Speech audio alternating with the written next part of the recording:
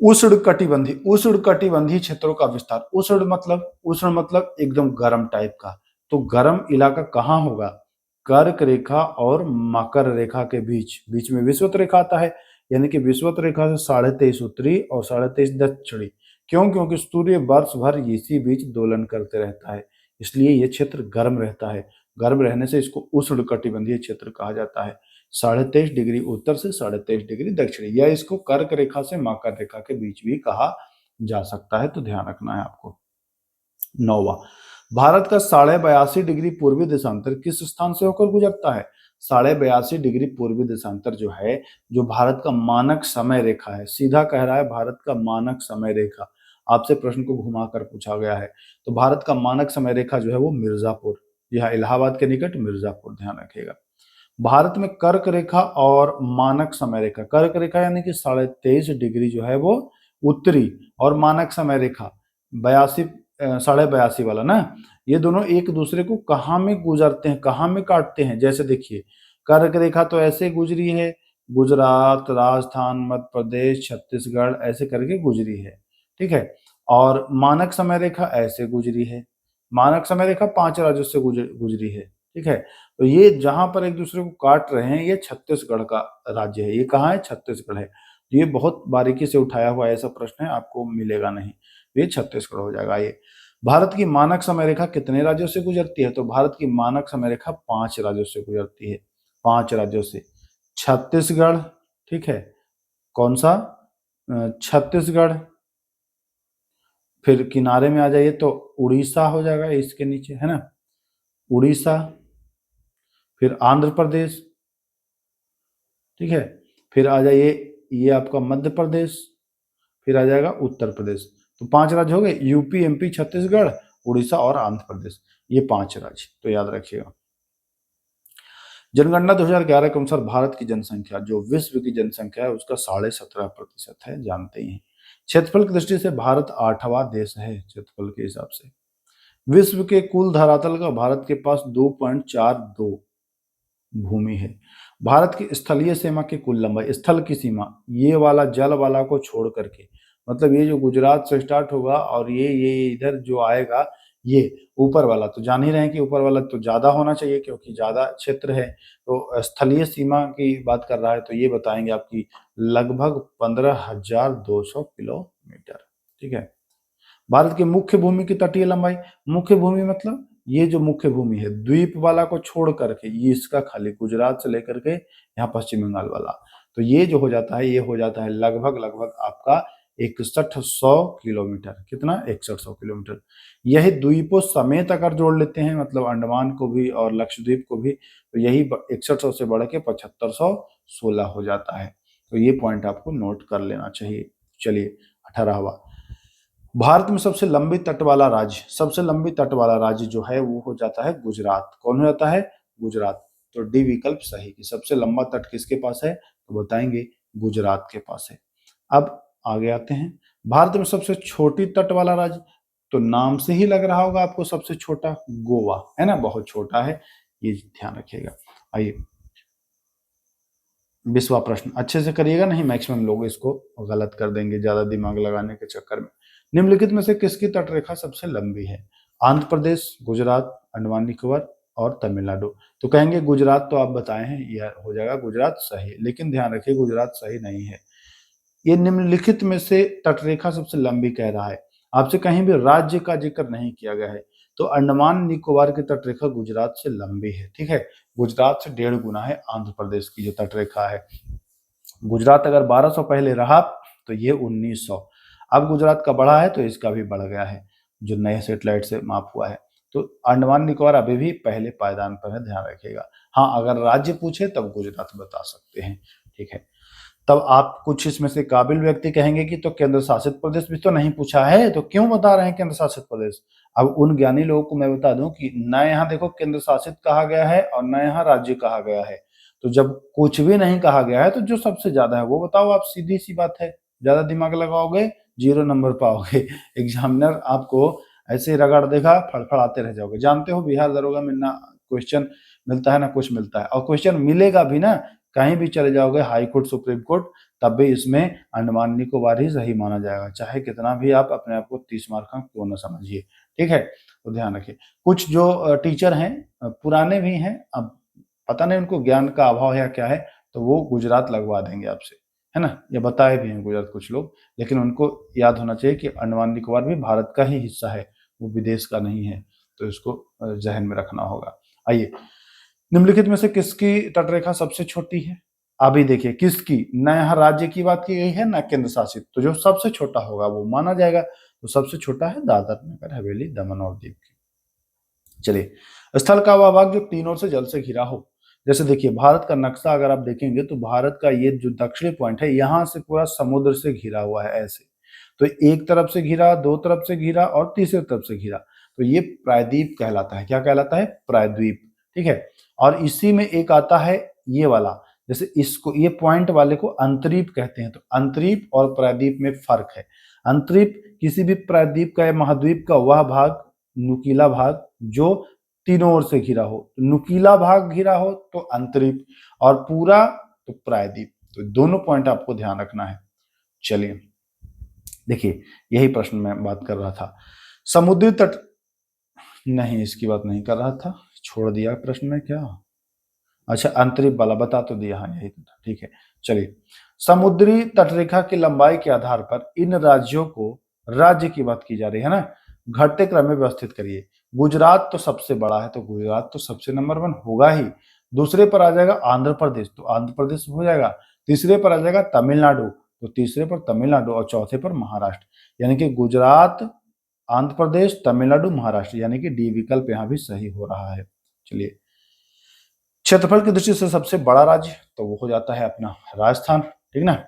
क्षेत्रफल की दृष्टि से भारत का सबसे छोटा राज्य, रिपीट क्वेश्चन हो गया, तो ये गोवा है, सभी लोग जानते हैं। क्षेत्रफल की दृष्टि से सबसे बड़ा यूटी यानी कि केंद्र शासित प्रदेश, तो वो लद्दाख हो जाता है, सभी लोग जानते हैं। क्षेत्रफल की दृष्टि से सबसे छोटा केंद्र शासित प्रदेश, तो वो सभी लोग जानते हैं। क्षेत्रफल की दृष्टि से कह रहा है, तो क्षेत्रफल की दृष्टि से सबसे छोटा केंद्र शासित प्रदेश जो हो जाएगा वह क्या हो जाएगा? लक्षद्वीप। भारत का सबसे बड़ा जिला, तो भारत का सबसे बड़ा जिला जो है वो हो जाएगा कच्छ, गुजरात वाला ना। सबसे छोटा जिला जान लीजिए, तो ये माहे हो जाएगा, माहे केंद्र शासित प्रदेश है ना, माहे भारत का सबसे छोटा जिला। सेवन सिस्टर राज्यों में कौन शामिल नहीं है? सेवन सिस्टर राज्यों में जो भारत का ये आप देखते हैं राज्य इधर वाला, ये सेवन सिस्टर में आता है, सिवाय ये अंगूठे वाला राज्य के। अब कहेंगे अंगूठे वाला राज्य यानी कि सिक्किम। नक्शा अगर आपके पास होगा तो देखिएगा अंगूठे जैसा निकला है सिक्किम, तो सिक्किम जो है वो सेवन सिस्टर में नहीं आता है। बाकी सेवन सिस्टर में आपका अरुणाचल प्रदेश आएगा 1, नागालैंड आएगा 2, मणिपुर आएगा 3, मिजोरम आएगा 4, असम आएगा 5, त्रिपुरा आएगा 6, मेघालय आएगा 7। सिक्किम जो है वो नहीं आएगा सेवन सिस्टर में, तो ये ध्यान रखना है आपको, सिक्किम नहीं आएगा। ठीक है, चलिए, निम्नलिखित में से किस राज्य की सीमा बांग्लादेश से कम मिलती है? बांग्लादेश से कम मिलती है भैया, तो मिजोरम, मिजोरम जो है इसकी सीमा बांग्लादेश से कम मिलती है। मिजोरम की जो सीमा है यह बांग्लादेश से कम मिलती है। ठीक ना, ध्यान रखिएगा, बांग्लादेश से मिजोरम की सीमा। चलिए, जीरो लाइन, तो जीरो लाइन भारत और किसके बीच है? तो भारत और त्रिपुरा के बीच है, यानी सॉरी त्रिपुरा और बांग्लादेश के बीच है। भारत और त्रिपुरा, क्या भारत और त्रिपुरा अलग थोड़ी है? त्रिपुरा और बांग्लादेश, या भारत और बांग्लादेश भी आप कह सकते हो, है ना, लेकिन त्रिपुरा और बांग्लादेश ज्यादा बेहतर होगा। भारत और बांग्लादेश के बीच कुल कितनी सीमा रेखा लंबाई कह रहा है? तो भारत और बांग्लादेश के बीच 4096.7 किलोमीटर है। ठीक ना। चलिए, भारत की अंतरराष्ट्रीय सीमा का सही सुमेलन करिए। भारत और चीन के बीच जो है यह कितना है? तो भारत और चीन के बीच 3488 किलोमीटर।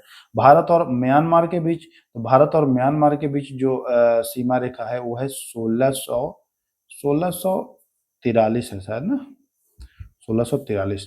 तो भारत और म्यांमार 1643। ठीक है, भारत और नेपाल ये 1751 हो जाएगा। तो पहला का क्या होगा? पहला का होगा ए, दूसरा का होगा बी, तीसरा का पाकिस्तान और भारत, तो पाकिस्तान भारत 3323 यानी तीसरा का डी, और चौथा भारत और म्यांमार ये 1643। तो ए ऑप्शन यहाँ पर भी सही हो जाएगा। ठीक है, ध्यान रखिएगा। चलिए, भारत के साथ सबसे कम सीमा साझा जो है वो अफगानिस्तान करता है, ठीक ना। निम्नलिखित में से भारत की अंतर्राष्ट्रीय रेखाओं का कौन सा मिलान सही नहीं है। ध्यान रखिए, भारत चीन के बीच में मोहन रेखा है, भारत और अफगानिस्तान के बीच डूरन रेखा है, भारत और बांग्लादेश के बीच रेड क्लिफ रेखा। कुछ लोगों को लगा कि गलत कर दें, ध्यान रखो मेरे भाई, रेड क्लिफ रेखा का निर्धारण हुआ था भारत की आजादी के जस्ट बाद। ठीक है, उस समय पाकिस्तान और बांग्लादेश एक ही देश थे, तो बांग्लादेश और भारत के बीच रेड क्लिफ रेखा ही है, फिर नाम परिवर्तन नहीं हुआ है, तो इसको गलत नहीं समझना है। इसको ये मत समझिएगा कि रेड क्लिफ तो भारत पाकिस्तान के बीच है, नहीं। बहुत बारीकी से इस प्रश्न को देखिएगा, क्योंकि जब रेड क्लिफ बना था उस समय बांग्लादेश और पाकिस्तान एक साथ ही था। बांग्लादेश 71 में अलग हो गया, लेकिन रेखा अभी भी बदला नहीं है, तो रेखा बांग्लादेश होगा। लेकिन त्रिपुरा और बांग्लादेश के बीच होगा तो वो जीरो लाइन होता है। दोनों पॉइंट आपको ध्यान रखना है। निम्नलिखित में से कौन सा राज्य बांग्लादेश के साथ सीमा नहीं लगाता है, बांग्लादेश के साथ सीमा साझा नहीं करेगा? कौन सा देश बांग्लादेश के साथ सीमा साझा नहीं करेगा भाई? तो ध्यान रखिएगा, असम करेगा क्या, नागालैंड करेगा क्या, त्रिपुरा करेगा क्या? तो ध्यान रखिए, पश्चिम बंगाल तो आप जानते हैं कि करेगा, त्रिपुरा भी करेगा, और नागालैंड जो है वो एकदम इधर है, किनारे में है, तो नागालैंड जो है वो नहीं करेगा, वो म्यांमार से करेगा। ठीक है, बाकी असम बीच में यहाँ पर करेगा, तो नागालैंड जो है वो नागालैंड नहीं करेगा, ध्यान रखना है। कौन नहीं करेगा? तो कहेंगे नागालैंड। चलिए, भारत के कितने राज्य एवं केंद्र शासित प्रदेश चीन के साथ सीमा साझा करते हैं? कितने राज्य और केंद्र शासित प्रदेश जो है वो चीन के साथ? तो एक तो आपका लद्दाख हो जाएगा, फिर आपका हो जाएगा कौन सा, लद्दाख के बाद आपका आ जाएगा हिमाचल प्रदेश आ जाएगा, फिर आ जाएगा उत्तराखंड आ जाएगा, उत्तराखंड आ जाएगा, और उसके बाद फिर आपको अरुणाचल प्रदेश आ जाएगा, नहीं अरुणाचल प्रदेश आ जाएगा, और फिर सिक्किम भी आ जाएगा। आप अगर देख पाएंगे तो कितने राज्य एवं केंद्र शासित प्रदेश हो जाएगा? तो केंद्र शासित प्रदेश तो है ही लद्दाख आपका, तो ये मान लीजिए कि 5 हो जाएगा कुल ना। कौन हो जाएगा? हिमाचल प्रदेश 1, लद्दाख 2 हो जाएगा, उत्तराखंड 3 हो जाएगा, एक सिक्किम मैंने बता दिया 4 हो जाएगा, और एक अरुणाचल बता दिया, ये पांचों जो हो जाएगा ये चीन से सीमा लगाएगा। ठीक है, तो 5 हो जाते हैं।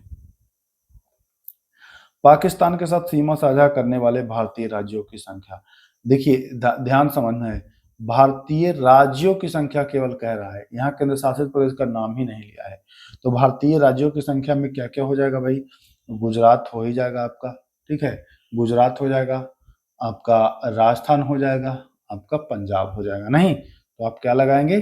3 लगाएंगे, बिल्कुल आसान हो जाएगा आपके लिए, तो एकदम 3 सही आंसर हो जाएगा। चलिए, कुछ लोगों को लग रहा होगा जम्मू कश्मीर छोड़ दिए, तो यहाँ केवल बात की गई है राज्यों की, है ना, केंद्र शासित प्रदेश की नहीं, तो इसलिए छोड़ा गया है।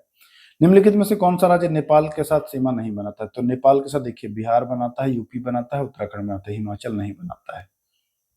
सिक्किम निम्नलिखित में से किसके साथ सीमा साझा नहीं करता है? सिक्किम, ये अंगूठा वाला देश, तो चीन के साथ लगाता है, भूटान के साथ लगाता है, नेपाल के साथ लगाता है, म्यांमार के साथ नहीं लगाएगा। निम्नलिखित में से कौन सा राज्य एक से अधिक देशों के साथ सीमा नहीं साझा करता है? देखिए, पश्चिम बंगाल जो है ये आपका नेपाल के साथ भी सीमा साझा कर लेगा कि नहीं कर लेगा? बिल्कुल कर लेगा। उसके बाद भूटान से भी कर लेगा, कहेंगे हाँ भूटान से भी कर लेगा, बांग्लादेश से भी कर लेगा।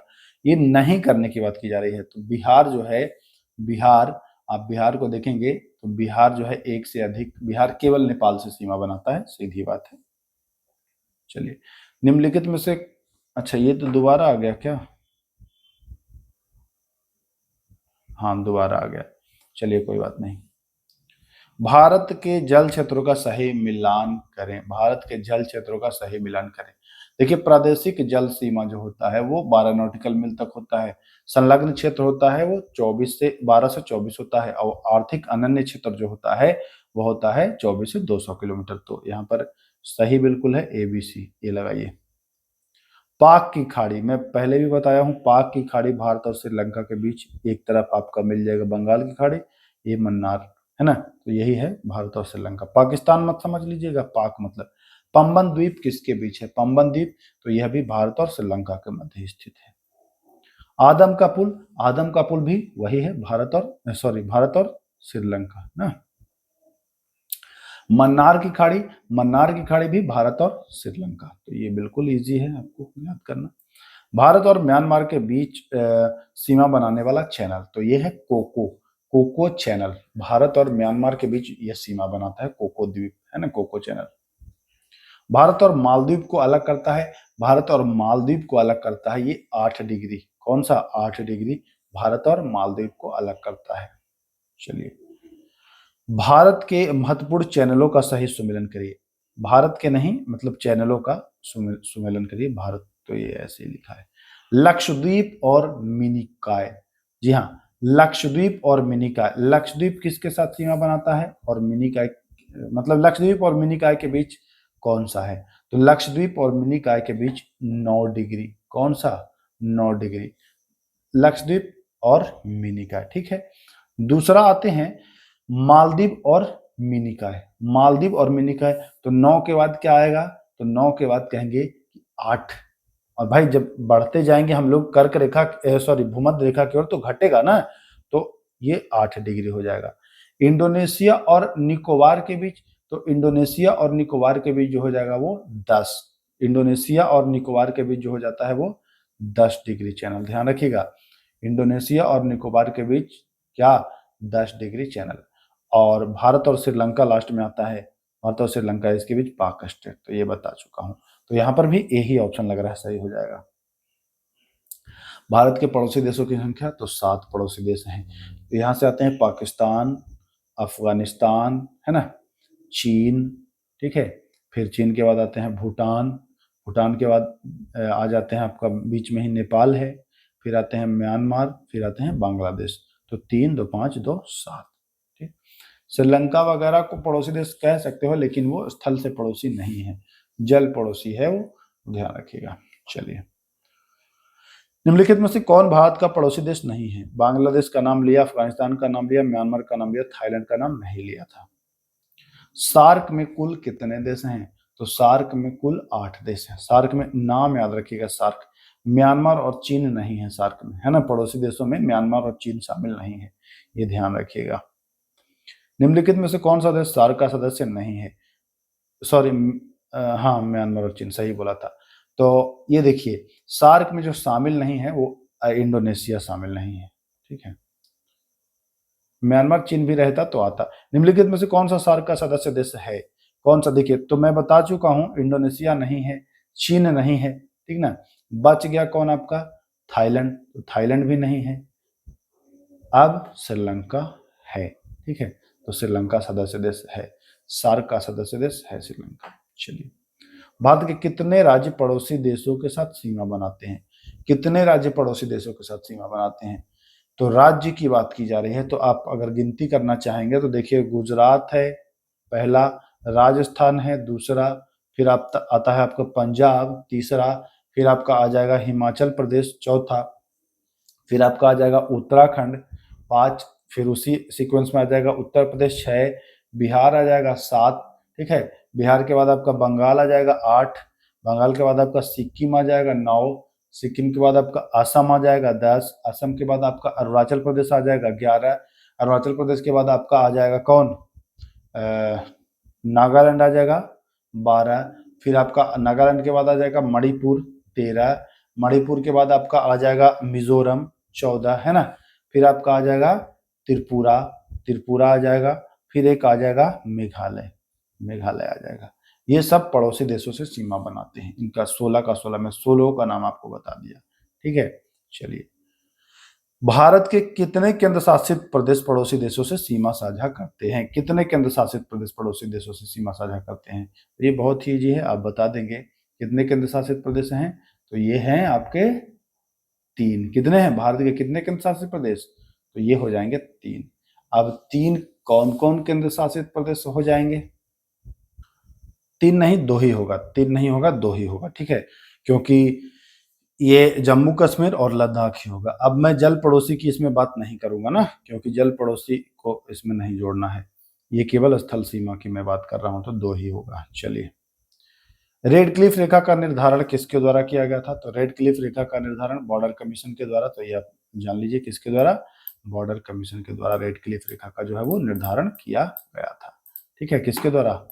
तो बॉर्डर कमीशन। चलिए अगला प्रश्न आते हैं।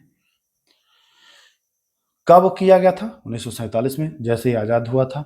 रेड क्लिफ रेखा किसके बीच है? तो भारत और पाकिस्तान के बीच तो है ही, अगर बांग्लादेश भी ऑप्शन में रहे तो भारत और बांग्लादेश भी होगा, तो यहाँ पर बी और डी दोनों होगा।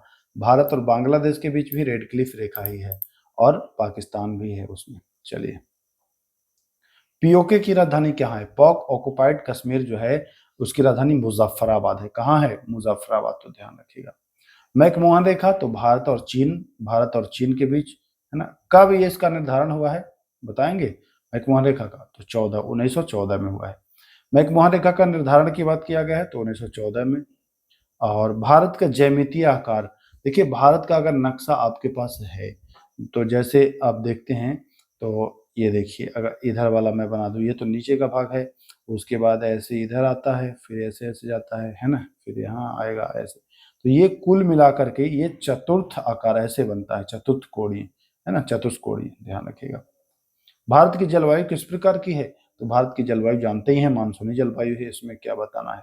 देखिए 66 प्रश्न थे, समय 26 मिनट, अब 27 मिनट आपको लिया गया, आपको कंप्लीट करा दिया गया। वीडियो को 1 से 2 बार देख लीजिएगा, रिवीजन कर लीजिएगा, बहुत इंपॉर्टेंट प्रश्न इसमें शामिल किया हूं, एग्जाम में आपको यहाँ से प्रश्न दिखाई दे सकता है। तो चलिए वीडियो को अब समाप्त करते हैं, फिर मिलेंगे, तब तक के लिए नमस्कार, जय हिंद।